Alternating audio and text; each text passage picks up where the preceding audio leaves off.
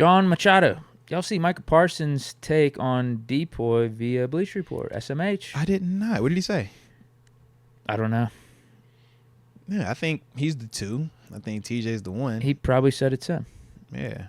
I could understand him saying it's him, but I'd definitely say it's TJ now. It's TJ. Yeah, it's TJ, Parsons 2, and then Garrett 3.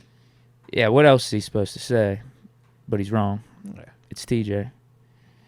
It's definitely not Myles Garrett. Yeah. But somehow he's the favorite. It's just it blows my mind. Did you see these awards list today? No, what happened today? What they say? Well, there's a PFF one. They have their All-Pro team. TJ didn't make either first or second team. Throw the list. On the edge so rushers. then throw the list away, bro. They have 4 guys ahead of him: Max Crosby, Bosa, Garrett, and Parsons. But then there was the Players Association All-Pro list that came out today, and TJ didn't make that one either. It was Max Crosby and Myles Garrett. Who are the linebackers on this list? Maybe they have them listed wrong. Maybe there's got to be it. No, There's got to be it, right? They didn't do that. No. TJ didn't make the list for either of them. It's getting insane right now. It's getting weird. It's actually getting really weird because when have we ever done this to the player that is consistently leading all edge rushers in all the stats? All of them. And that doesn't add up. Beating a lot of these players in the sack stats that they're clamoring for, where you're talking about Myles Garrett and Michael Parsons. He's beaten by like 4 and 5. Trust me, I'm with you, bro. On the sacks. Like, I'm with you. Yeah, this one doesn't make sense now, man. Except a couple weeks ago we had that convo. Way different scenario now. So, but you said it was PFF. You know, I don't really rock with PFF. You get that? It's PFF. The players one's weird. The players one's very weird. But players get lists wrong all the time. They mess up those top 100s. Absolutely, man. I had a theory, like, are we doing the LeBron James stuff with TJ? Where it's just such continued greatness that we get bored? Like, LeBron should have, more MVPs than what he's got. Oh, what you wrote? I wasn't ready for that one. I wasn't ready. But here's my problem with the comparison. At least LeBron won his 4 or 5 MVPs in his prime. I'm with you. TJ's only got one Depoy. Yeah. He's gotten snubbed for the Depoy. Yeah. At least 2 times, or at least one in consideration for 2. Yeah. So we shouldn't be overlooking him and trying to start these new narratives because we haven't awarded him properly to begin with. To that, yeah. Like if he had 3 Depoys, I could see it, but and it's not like you do the makeup award for this year for TJ. He's actually deserving. Yeah. This isn't like makeup for the snubs in the past. It's like no, he deserves Depoy this year. Trust me, man. He deserved Depoy years ago. Give the man his Depoys. You preaching to the choir. It's crazy. You preaching to the choir, bro. I'm on your team. So I think with that LeBron's one, a bad comparison because we haven't even awarded TJ like he should have been up to this point. This comes off as they want to pass around the narrative. They want to, have without multiple TJ depots. his rightful due. Yeah, it's like they don't want it to just be TJ has 2 and Myles doesn't have any or Michael Parsons doesn't have any. The NFL, man, they see how that could work, and if it's close enough where they think they can get away with it, I can see them trying it. I don't agree with it. We'll see. Yeah, I don't agree with it though. I think it's clearly TJ. But because we're talking about betting lines right now, right? Because the betting line isn't always like actual, right? That's just what they are trying to do, and sometimes they're doing it to just get you to put more money on a person or however it might be. It could be, man, nobody was putting money on Myles Garrett. No, it wouldn't make sense. It could have been nobody was putting money on TJ because he was too heavy of a favorite. All right, we'll make him the not favorite for a while. All right. Same with Parsons. It could be that. I think it's crazy either way. Yeah, I don't know what I'm going to be thinking or saying if he doesn't win it. Because it's just it just doesn't even make sense. It's like insanity. It's like craziness. Yeah. Like you're messing with the dude's legacy here. Bro, think about it, man. If you get 2 depots, 2 way better than 1. You chasing greatness.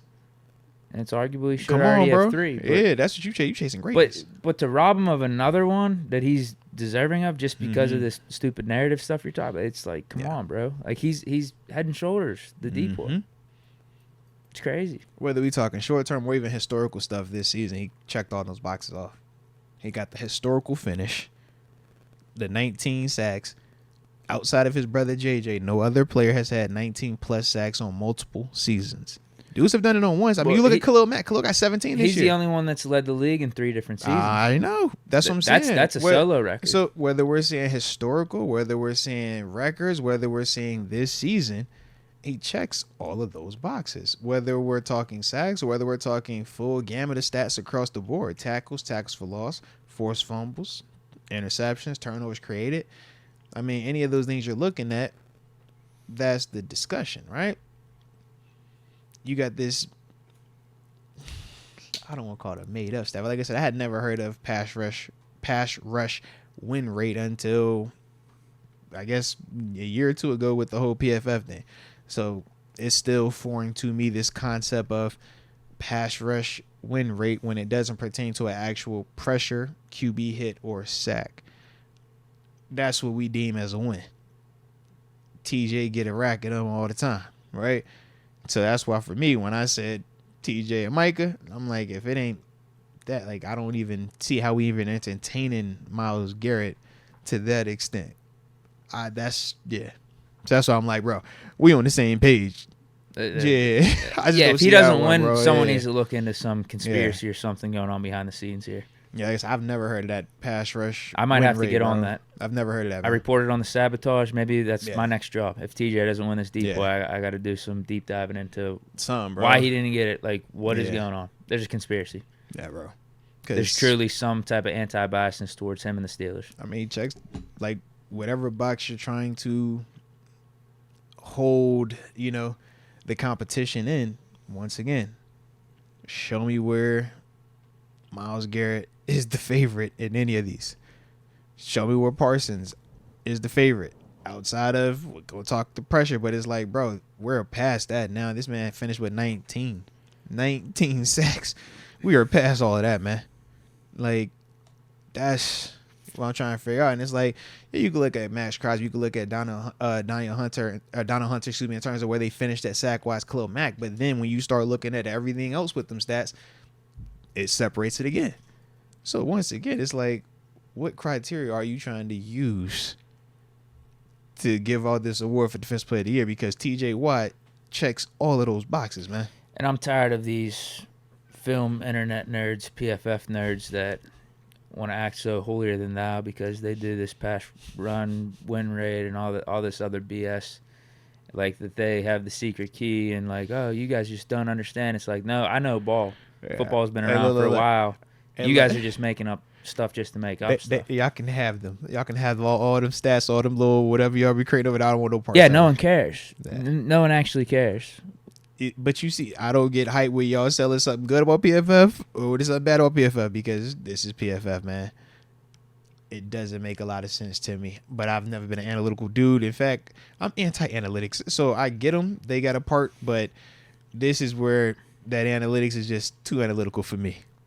I'll take my archaic sacks, QB hits, and pressures over the pass rush win rate formula or whatever that might be. I'm good on that one, man. It's gone too far. Yeah. Maybe he can win PFF Defense Player of the Year, and then TJ could win the AP one. Do it like that. Yeah, do it like that. Yeah, sure. He could win the PFF one. Michael Parsons could win the NFL PA one, and then TJ could win the AP one. NFL honors. That's just like that, man. Everybody get an award. All right. I just don't like what I'm seeing right now. Yeah. As long as TJ got the one that's NFL honors February right before the Super Bowl, as long as he's calling on stage for that one, that's all that matters. All this other stuff, man. Hey, y'all can have all the PFF awards you want to have. You can have all the daggone NFL PA awards you want to have. Heck, you can even have Bleacher Report awards you want to have, right? Because they do some stuff too, right? Shout out to Bleacher Report. But yeah, in terms of that big one that's coming up in February, that's the one that we need my man to get. I just don't like where the signs are pointing right now, though. I don't like where the chatter and the buzz is. That's not good. I'm ignoring it all. Ignore them, man. Gotta ignore that. Above your head, you do see a beautiful logo. DraftKings Sportsbook. It's beautiful. It's beautiful. Beautiful, might I add. Beautiful. Okay. Now, what is DraftKings? Well, they're just the top-rated sportsbooking app in all of North of America. They are safe. Just like Deke, they are secure. And like me and Deke, they're reliable. All right? You need reliability when you're talking about the sports booking world, okay? So, with that being the case, though, we love them because during this time of year, there's plenty of parlays out there and a lot of other ways that you might be looking to, up the ante for Super Wild Card Weekend.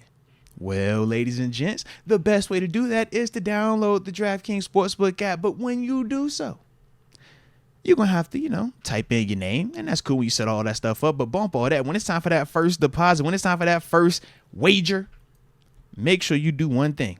Make sure it's a minimum of $5, but use the promo code MOATS. So that way you can receive up to $200 in free bet money. All right.